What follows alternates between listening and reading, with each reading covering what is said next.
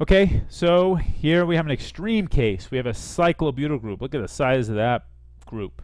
Now you really have crowding. You have interactions with this methyl group plus this methyl group. So this really is a great example to show you how you really want this group to be equatorial. See how it's sticking out? You're really not, these groups are not hitting anything. They're kind of on their own. You've alleviated all that steric crowding. Okay? Now, what happens if you have a di-substituted ring? This is where interesting stuff starts happening. So you have a cis. So that's the molecule of cis. Remember, cis is on the same side. If it's in one chair conformation, notice you have the 1,3 diaxial interactions of methyl groups. That's very unfavorable. Okay? Here I have two groups axial. When I do the ring flip, I now have two groups equatorial. So this is the conformation that this molecule is going to prefer to be in. All right? That conformation is a lot more stable, much more stable. So in this case, both groups are equatorial. Okay? So the cis can have both groups in the axial positions or in the equatorial, but it's going to prefer to be both the equatorial. Okay? Now let's look at the trans. This is the opposite so it's the same molecule. It's still 1,3, but this time we have a methyl group coming up and we have a methyl group going back. So what happens in this case? Well, notice in one chair conformation we have an axial and we have an equatorial.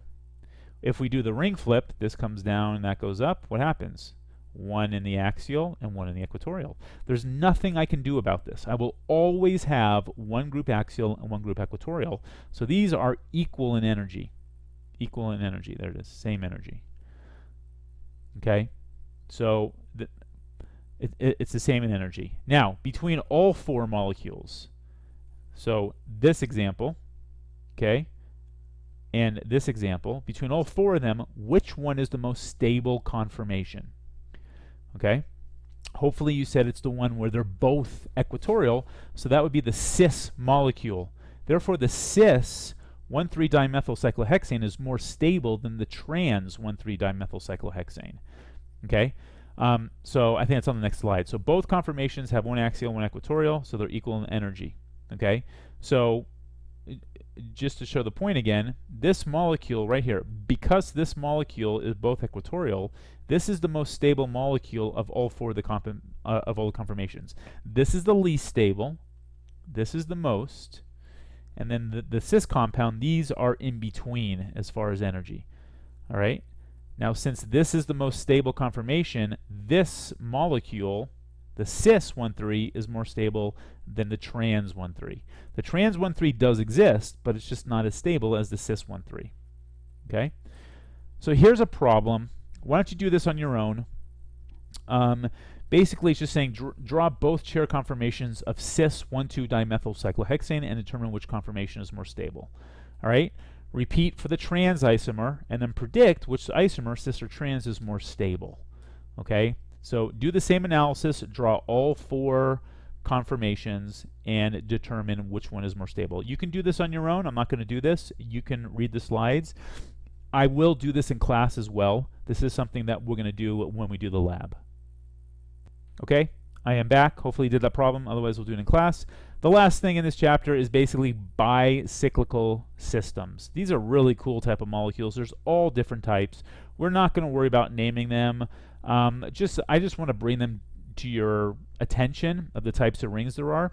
There are fused rings where you have two rings side by side sharing the same the two carbons right next to each other. Okay, so notice these two carbons are next to each other or adjacent. Two atoms are adjacent. These bicyclical compounds are very interesting too. Lots of compounds actually have these. You might be looking at like, oh yeah, that's not that common. Actually, lots of different kinds. Actually, cocaine has a structure very similar to this. I think it has a nitrogen here and an extra carbon, but that has a cyclical type of structure. In this case, the two carbons are not next to each other. They're non-adjacent, and you're forming a bridgehead. And then spirocyclic compounds, a lot of compounds found in the ocean have this type of conformation where it's the same carbon. The same carbon is shared on the ring. All right, and they're very interesting types of compounds. Don't worry about naming these.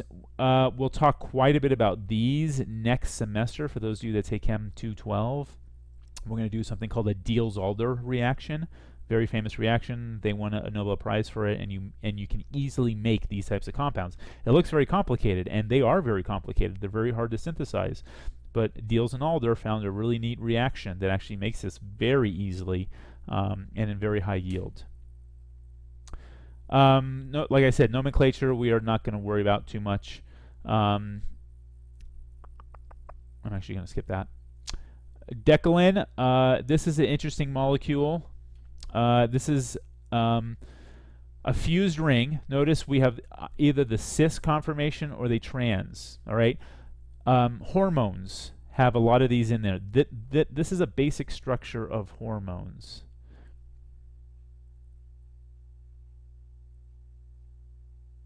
Okay, you have a 6-6-6-5 system. Notice you have a decalin here, and you have a decalin there. So you have you have two types of these molecules.